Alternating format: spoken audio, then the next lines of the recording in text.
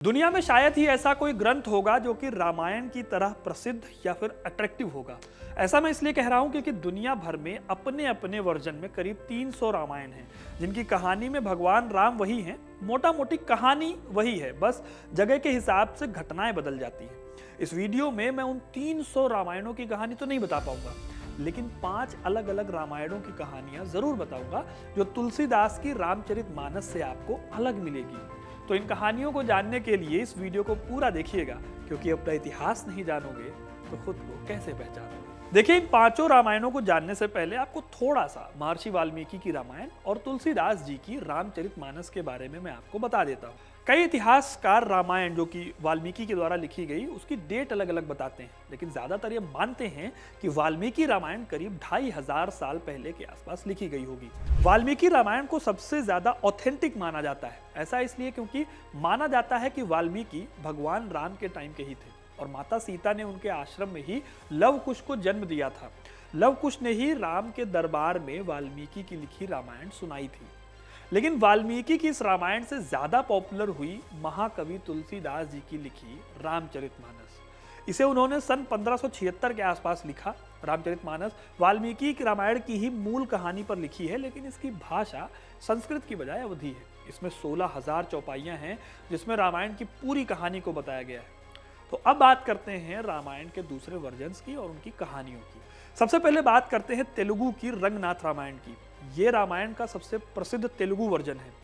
तेलुगु में 40 से ज्यादा और भी वर्जन है रामायण के, लेकिन सिर्फ 4 में ही पूरी कहानी मिलती है। रंगनाथ रामायण प्रसिद्ध है गिलहरी की घटना के लिए।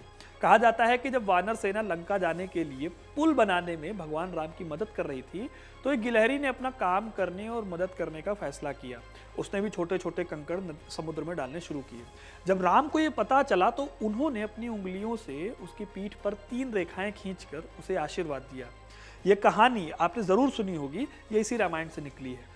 अब अगली रामायण पर आते हैं, जो कि है कम्मन रामायण। ये चोल राजाओं के टाइम पर लिखी गई थी। इस रामायण को रामावतारम नाम से भी जाना जाता है। ये तमिल भाषा में लिखी गई।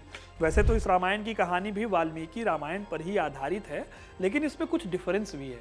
ऐसा इसलिए क्योंकि वाल्मीकि की कहानी में भगवान राम असल में एक नश्वर राजकुमार है, जबकि कम्बन ने जब अपना संस्करण लिखा तो राम विष्णु के अवतार के रूप में कई कहानियों में आ चुके थे।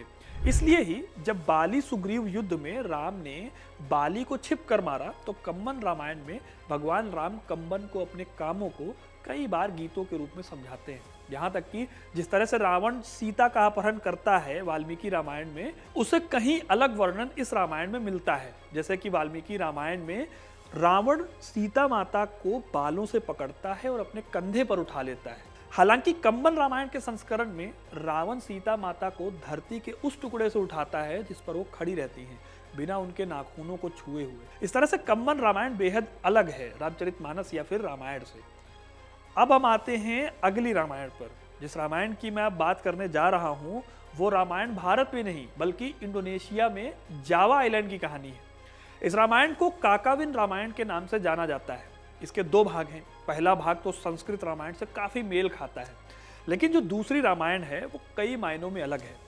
जैसे कि इस भाग में जावा की महान आत्मा, जो कि जावा की रक्षा करती है, जिसका नाम सेमार है, वो और उसके बेटे गरेंग, पेट्रुक और बैगोंग को राजकुमार राम के सेवक दिखाया गया है। वहीं इस कहानी में हनुमान जी को बंदरों का राजा माना जाता है, ना कि ओरिजिनल रामायण की तरह बाली या सुग्रीव को।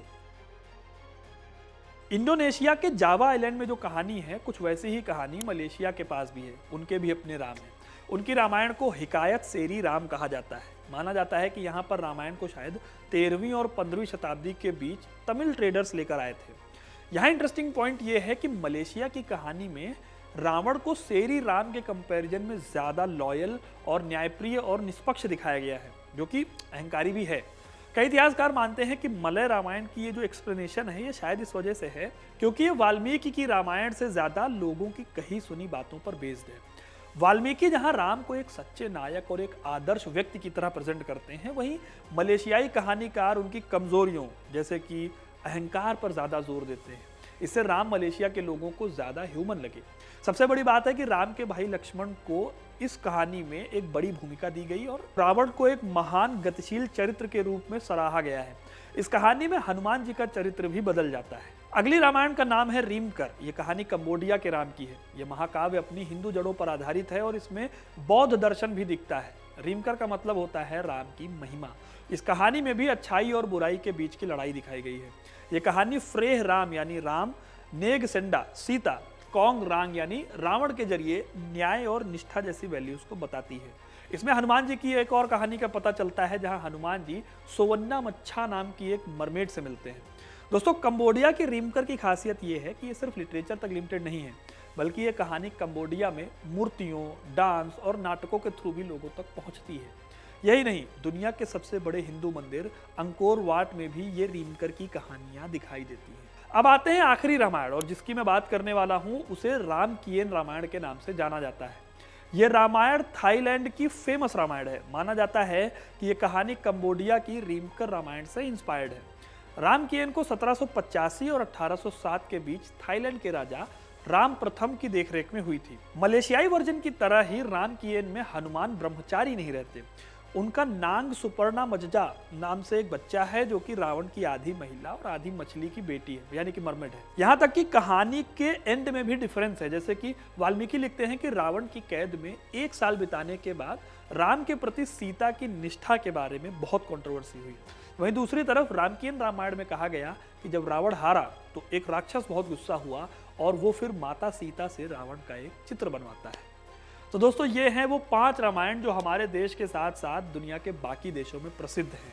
इनमें से किस रामायण का नाम आपने सुना और किस रामायण का नाम आज इस वीडियो के जरिए आप पहली बार सुन रहे हैं, कमेंट में ज़रूर बताइएगा। वीडियो अगर पसंद आया है तो इसे लाइक और शेयर करें, और ऐसी तमाम इंटरेस्टिंग कहानियों के लिए हिस्ट्री कनेक्ट को सब्सक्राइब ज़रूर करें। धन्यवाद।